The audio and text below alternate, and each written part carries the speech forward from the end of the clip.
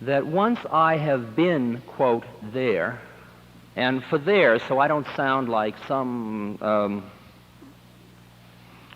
like too much, let me reference Frank Barron's remarks yesterday, because he certainly is straight, a psychologist. And he listed a number of criteria for consciousness. He did it exquisitely, so I'd like to borrow his list. The first one he suggested was range of effective attention.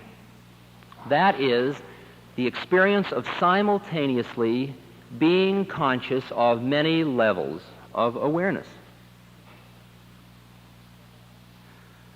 So that I can understand that at the same time I am involved in what you will excuse my language is the game of lecturing, right? I can also, I think, stand aside and see myself involved in the game of lecturing. And I also can jump to some other levels of consciousness in which I can see relationships between us other than the social role which we are presently involved in, that is, of lecturer and audience.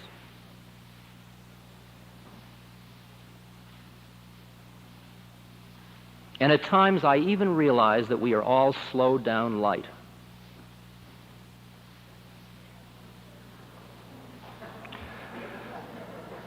Now, the second point Frank makes is the realization of depths and heights for which no words exist. And I want to read to you a very brief example of that. This is in a book called Black Elk Speaks. It's the life story of a holy man of the Ogallala Sioux. And it's an extraordinary book, and it describes this black elk's first mystic visionary experience, which sounds very much like hundreds of psychedelic reports I have back in the files. This is the one he had when he was 9 years old. And he said, "And while I stood there, I saw more than I can tell, and I understood more than I saw.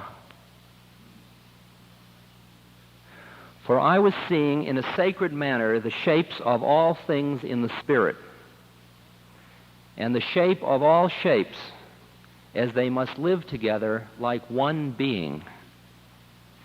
And I saw that the sacred hoop of my people was one of many hoops that made one circle, wide as daylight and as starlight. And in the center grew one mighty flowering tree to shelter all the children of one mother and one father. And I saw that it was holy." I am sure now that I was then too young to understand it all, and that I only felt it. It was the pictures I remembered, and the words that went with them, for nothing I have ever seen with my eyes was so clear and bright as what my vision showed me.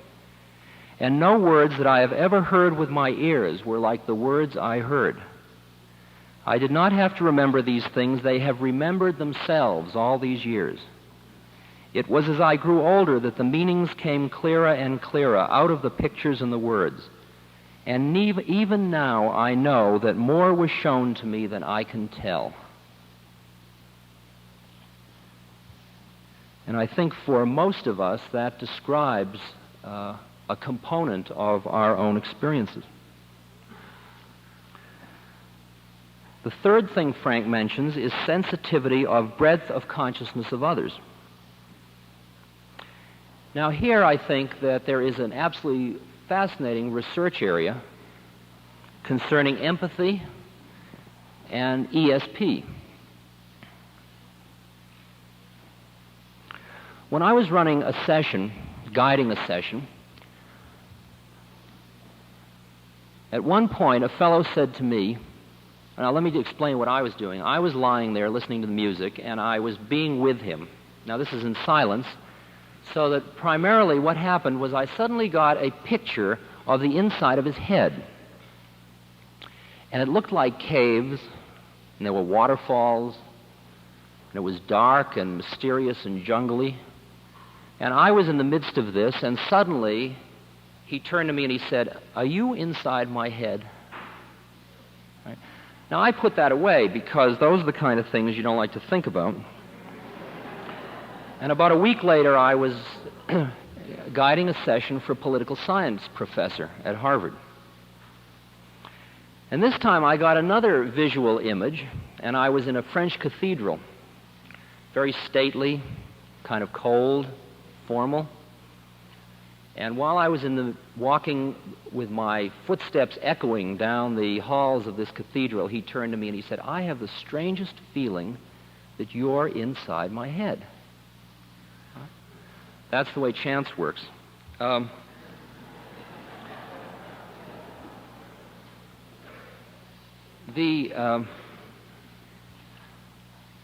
one point, I had a session with a fellow.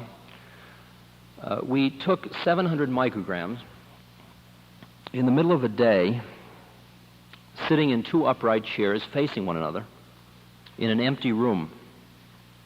He had created the setting, I had not. Now, this was a little much for me, and I found myself glued against the back of the chair while he danced about me, playing the horn, whispering in my ear, showing me beautiful jewels, putting on strange hats.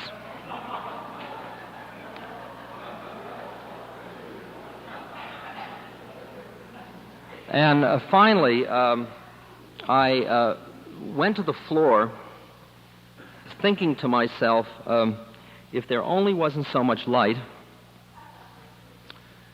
at which point he walked over and he pulled down the shades.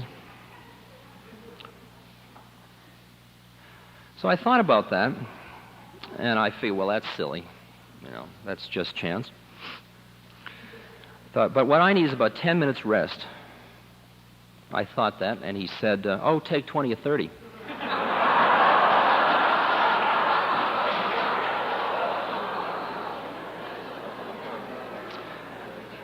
And then he walked over to me and he looked down at me and he laughed.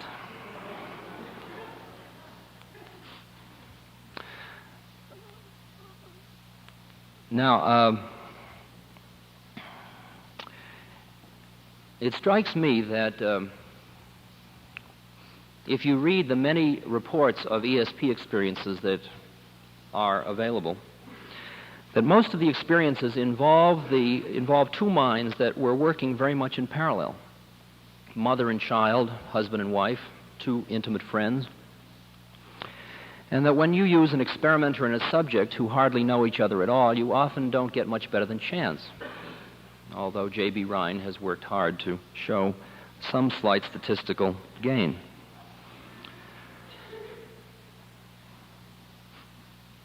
And it seems obvious to me that a very real set of researches can and should be done, in which one creates an opportunity for two people to get, if you will, their mind in phase with one another through the use of psychedelics.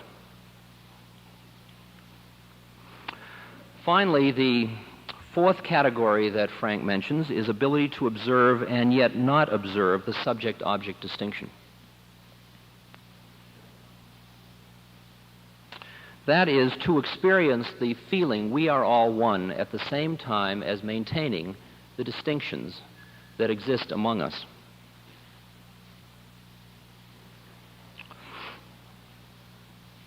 Now, it is very interesting that the LSD experience comes at a time when Marshall McLuhan, for example, points out that we are in the electric age, when we can extend our central nervous system through technological means to the point where the world becomes like a big village because everything is instantaneous. We know everything that's going on everywhere in the village. And Buckminster Fuller tells us that it's gotten to the point now where if we all collaborated, there could be enough for everybody. And then we have these psychedelic experiences in which we experience unity and we seek collaborative relationships.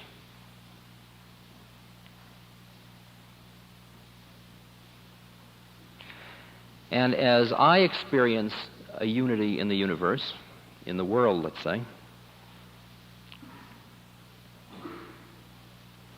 I find it very desirable to make it all subject.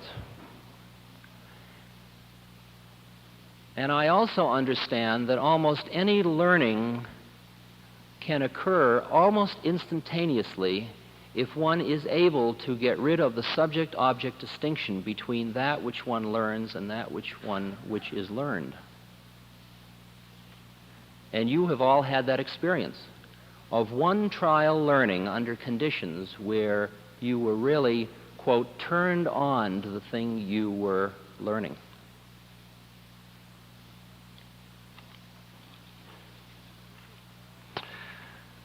Okay, now I'm going to stop shortly, but what I asked myself was, well, okay, if this experience is so great,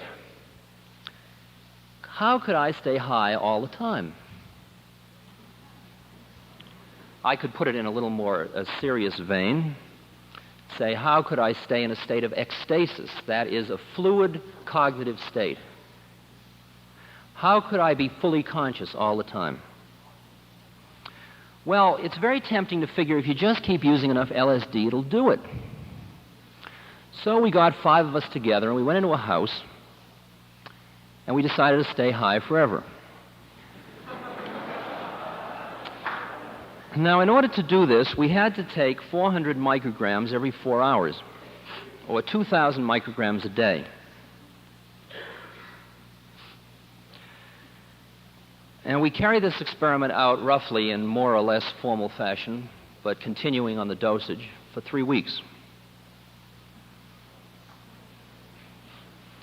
Now, it's very interesting about that experiment, first of all, that I'm here to tell about it.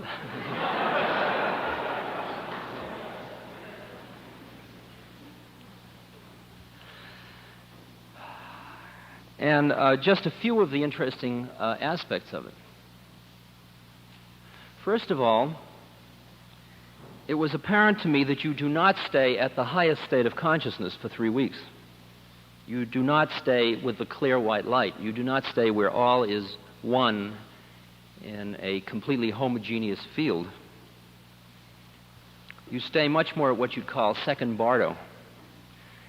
You go way out and then you come back to some middle level, but you definitely stay with a heightened sense of awareness. And then I found an interesting thing about sleep patterns, because you, after a while, you don't go to sleep and you don't go to sleep, and then you go into neutral. And you're there, and yet you're completely at rest. And 3 weeks later, when I emerged, I was just as physically healthy as when I went in, rested. Okay? And I realized, we broke that experiment up. It fell apart because we had not made realistic arrangements for dealing with the interface between that experiment and the rest of the world. Because during that experiment, during the initial stages of the experiment, it wasn't possible to carry on a set of external game commitments or external social contract. And it would seem to me a very reasonable research to carry such an experiment out under conditions where you provide a supportive environment to see what indeed will happen. There was change. But the interesting thing was, when we stopped taking the LSD, we all came down.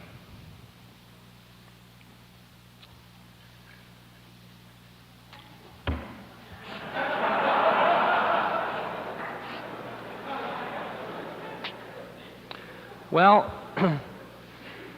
in the past few years, knowing that the government might get some controls on, and also in an attempt to find other ways that one could build into one's life, I've been involved with a macrobiotic diet at some length, with karate at some length, a student of Gurdjieff, of Mayor Baba, been involved in dance groups, have been involved in meditation and breathing exercises.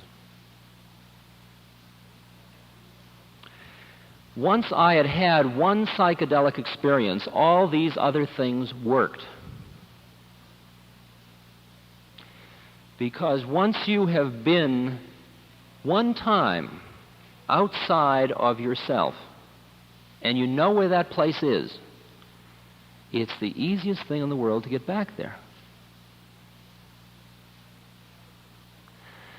And then I started to understand that it was going to be the way in which we created our environment or setting that was going to determine whether we could stay fully conscious all of the time. Because obviously LSD wasn't going to do it. As I understood LSD now, all it did was show you the possibility or remind you of the possibility, but you still had to do the things in your everyday life to make it all work. See, it's a very interesting thing that the Easterner spends 10, 12 years turning off all of his attachments, getting free of all of his commitments, going to the mountaintop, meditating, eating nettle soup, living through snow and sleet and rain, and finally he experiences enlightenment. Maybe, if he's 1 in 10. 1 in 10 after 12 years commitment. Very poor probabilities. But once he's made it, then he can probably retain that heightened sense of integrity with the whole universe because he doesn't have any environment that's going to bring him down. He doesn't go back into a network of habits that are going to catch him back up again. The Westerner doesn't have time. He's not going to go sit in the mountaintop for 12 years in a 1 in 10 chance, right? But there is a help for him, because along come psychedelics mysteriously, just as he's about to blow himself to oblivion. And here now with DMT, we can assure a businessman that during his lunch hour he can have a totally...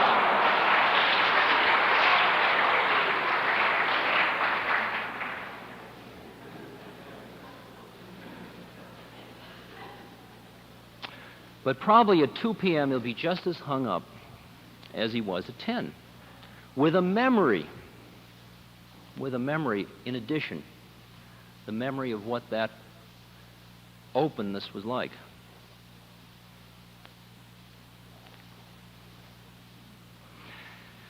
So it may turn out, you see, that all the drug did was to take we cynical Westerners and give us hope by showing us the possibility and starting us, as I was started, on a journey which is irrevocable.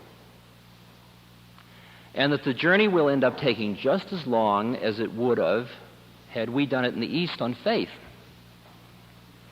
without knowing what the end point was like. But we didn't have enough faith to do it. Now, we have been through a series of many social community experiments trying to create an environment that would allow you to maintain full consciousness. And all of them have failed, and all of them have taught us a great deal. And I think the word failure is the wrong word. They've all ended. They've ended because they were completed, because we saw the fallacy or the limit of the situation, or it was time to change into another institution.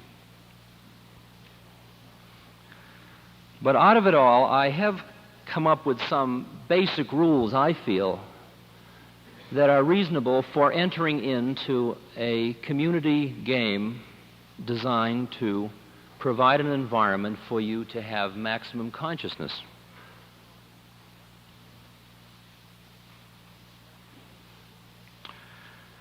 The first thing involves the numbers. While I think that the acid tests are great for a fleeting moment for many people, large groups provide many nooks and crannies for egos to hide in. At the other end of that continuum, the number 1 is a very risky number to work with, because it appears very easy for you to get caught in your own defenses and be unable, if you will, to up-level them or see through them or get beyond them. Gurdjieff, the Russian philosopher, puts it very well. He says, you don't realize your predicament. You're all in prison. Prisons of your mind, of your learned mind. Were you to escape, the first thing you must realize is that you're in prison. After all, if you think you're free, you can't escape from prison. Second thing is you can't escape alone. You need the help of others. And then finally he points out that you need maps and guides because, after all, you've been in prison ever since you can remember. You don't even know which way is out. Okay? So that if we say, well, one isn't quite enough, we try two, which is the marriage unit that exists in our present society, which seems to be having a hard sledding.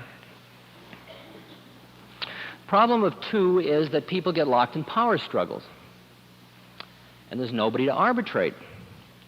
And sometimes when those struggles get powerful enough, they can ride right through LSD sessions. Well, maybe the number 3. But that's a very sexually risky number. So maybe 4 is the best unit to work with at first. Take 2 couples, because a couple is really the basic unit. Now, if I can understand why most of our experiments have ended, it's because we haven't had the courage, if you will, or the knowledge or the wisdom to set up contracts for the communities in advance of a specific enough nature. It's too easy to get a group of groovy people and say, well, what do you say, let's all live together and it'll be great and we'll all have sessions and we'll go places. Or just to open the door and in come 10 people and you close the door and there's your group.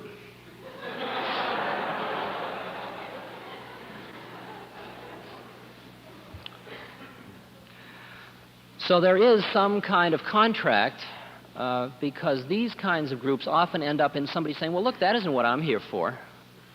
Right? So it's better to set it out in front. So in front, it is agreed that we are a group on a journey together. And that this journey, the goal of this journey is to increase each of our awarenesses, and that we have decided to travel as a group. Now, if you want to travel as an individual, do so, but don't join a group. Right? There's a very specific type of group I'm talking about now, but it works, as far as I understand thus far. Make the definition of the goals as explicit as possible. It has got to be built into the contract that the person understands that the risk is his own identity as he knows himself. This leaves not open to him what is known as the cop-out of saying, oh, well, after all, that's me, that's the way I am. Okay? That's not available.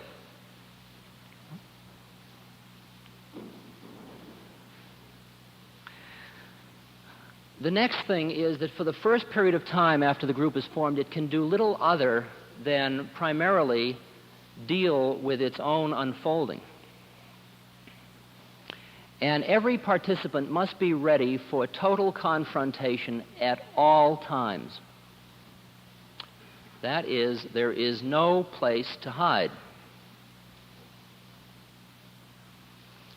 Can't get up cranky in the morning and say, leave me alone, I'm cranky. Can't go into the bathroom and close the door and say, well, I'll be in here and I'll think hateful thoughts while they're not around. It is a constant 24-hour commitment to being with the other members of this group, and the contract reads, I define, to the extent that I am capable, my basic reference group as the group rather than myself, the individual. Now, if you're not ready to enter into that group, then try another method.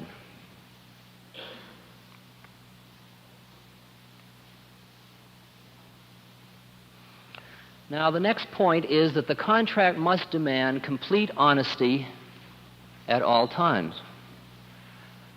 And trust to the extent that you are able. Now, honesty and trust means something different than to people that have been in psychedelic experiences or have been in frightening experiences with others than it does to other people. Very often you're going to have a session with somebody and you say, well, now, it's important that you trust me and that you be honest with me. The person says, oh, I'm honest, I trust you. And you start the session, and suddenly the person looks at you, and you know from the look in his face that smoke is coming out of your nose, your ears have gotten points on them, you're breathing fire, and you say, I bet I look pretty awful, which is an understatement, and he's quivering for you. Because the level at which he said, I trust, wasn't nearly the depth of the level of trust that was demanded. Because suddenly he's thinking, what am I doing in this room with this idiot who's given me this drug? Am I out of my mind? Which he is, of course.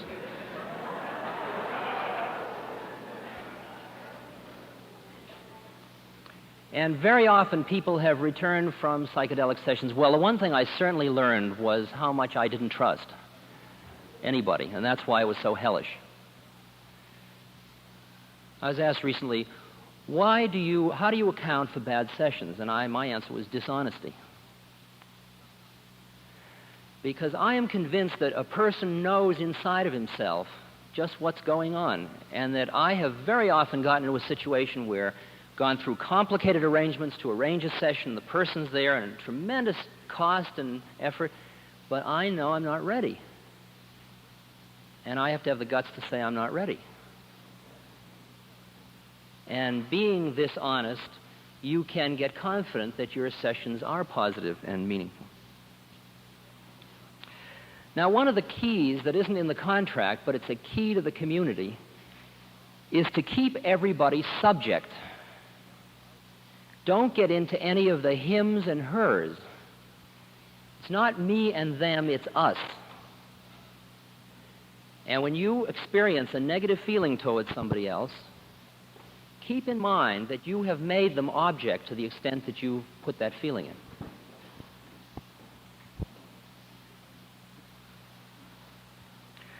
Next, the community should go as fast as the fastest person, not as fast as the slowest person. Because the person that's made the most progress can bring anybody else there very quickly. The group should always move in relation to the person that is most aware at any moment.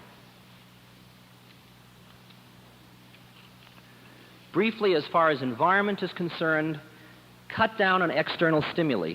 Desirable to get away from a high energy center, a city. Get away from all of the complex social vibrations that exist in present cities, if you have an option. No TV. Cut down on newspapers to once a week if you... That's enough news. It'll all be there. Put some control on your telephone. The telephone, as far as I understand it, is like dial a mind. Anytime you want to call somebody else's mind, you dial them, and when it rings, you're supposed to be available. Well, you've got to turn off a lot of the external stimuli for a while until the group starts to function as a unit. Turn on beauty in the environment, and this is what the women are great at. Creating ecstasy in the environment with art, with flowers, with beautiful things that wake you up. Anything that's an alarm clock to wake you up to a higher level of consciousness. Meditative moments and a meditative place in the house, whether it's a meditation room or a separate meditation house, or in Mexico we had a meditation tower, or whether it's a nook in a wall that you go and look into, some place that isn't involved with the economics and the external games that the group is involved in. And as far, finally, as the role of sessions in all of this,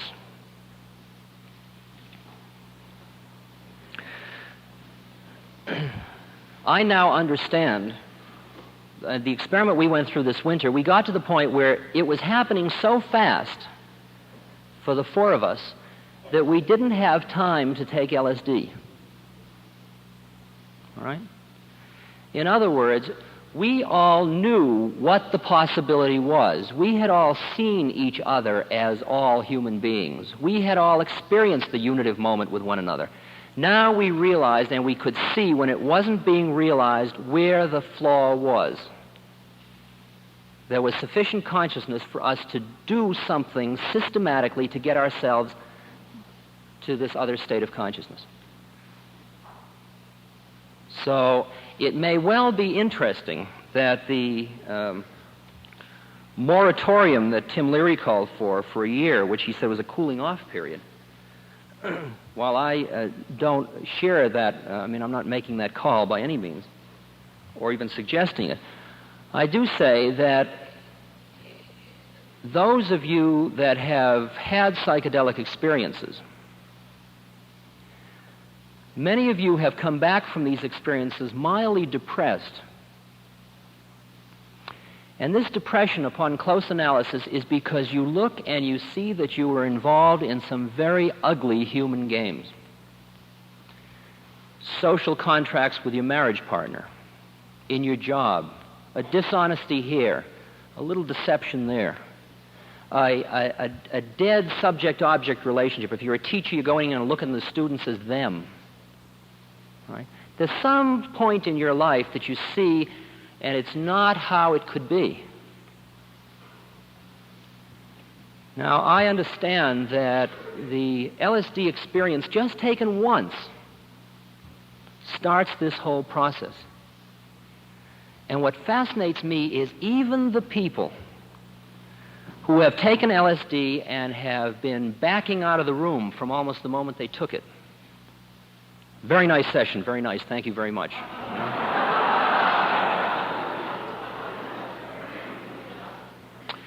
Even these people, a year or two later, the funniest thing,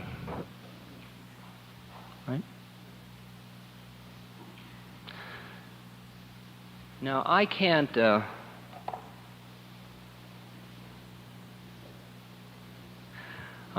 really predict all of the things that will happen as far as the psychedelic world is concerned next.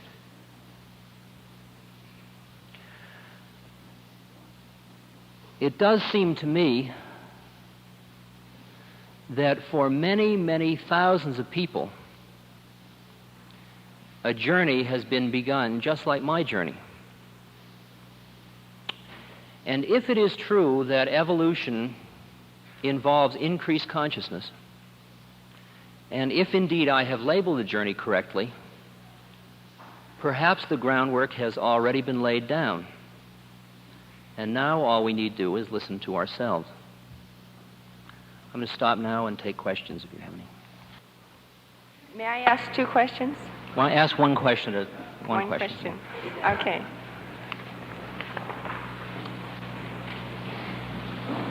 Now, you've seen this, Bob's views on drugs.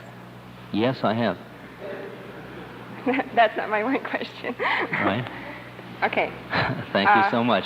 I'll go ahead. This is a setup. I know I'm walking into this one, so I'm ready for it. That's all right.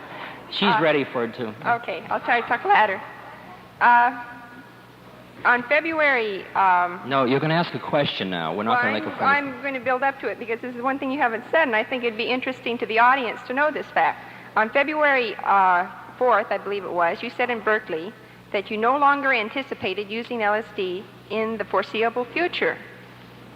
Now, if the paper is right, the Daily Californian, February 7th, I wonder, and you also said that you wanted to know what a man could, if a man could be a man, what a man could be without the drug. And you thought that it says the only way to achieve a perpetual state in which a man can be a man is through non-chemical means, he said. I didn't say that. Okay, it's a misquote. Oh, that's from me? Okay, then I said it, right. This is from the... Check. Oh, okay. Right. Now, you have postulated that the psychedelic guru can be a safe guarantee of a good trip, of a spiritually enlightening trip. And I would ask you, in view of Baba's statement that only a person on the fifth plane, and most of us are not even on the planes, let alone standing in any relation to the inner planes of consciousness, only a person on the fifth plane can safely, without harm to himself or harm to the person that he is supposedly helping, do any good whatsoever in a spiritual excuse way. me, would you ask your question, please?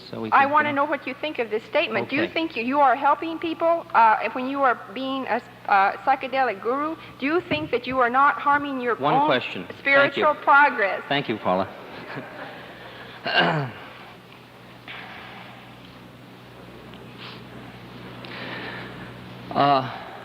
I'd like to tell you a brief story.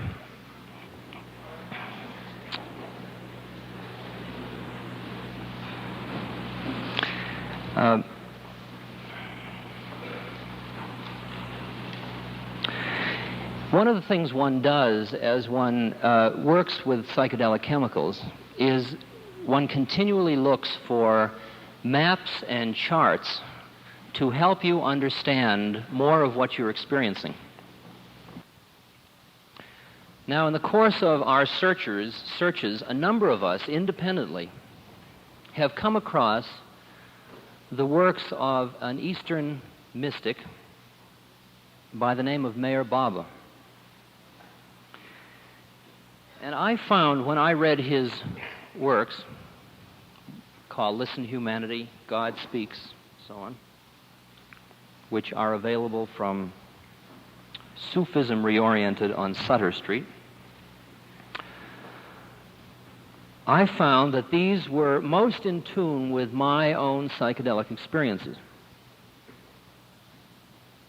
That his descriptions of other levels of consciousness fit in almost identically with my own experiences. And that he also apparently was referring to a lot of things which were experiences I had not shared. And so I used his books as manuals and sessions. And then, from an old graduate assistant of mine, I got a message that Meher Baba had met a young fellow in India who had said to him, you've got to stop taking drugs. And I said what most people say under these circumstances. Well, he told that young fellow, he didn't tell me. Then came the second message from India, which was telling the young fellow to tell everybody. So I was quite bothered by this, so I wrote this man a letter. Now, not meaning to say anything inappropriate, this man is an avatar who says, in effect, I am God in human form, and it's very difficult to write a letter to such a person. But I wrote as honest a letter as I could, and I explained to him what I was doing and how I was using the psychedelics. And he wrote back, or his secretary wrote back, one of the most sophisticated letters concerning drugs I had ever received, in which he said, in effect, the experiences you're having are illusory. They are no more like true transcendence than a mirage is like water.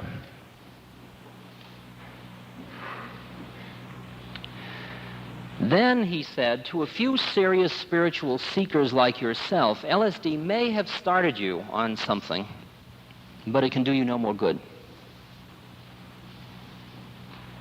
And what you must do now is follow me.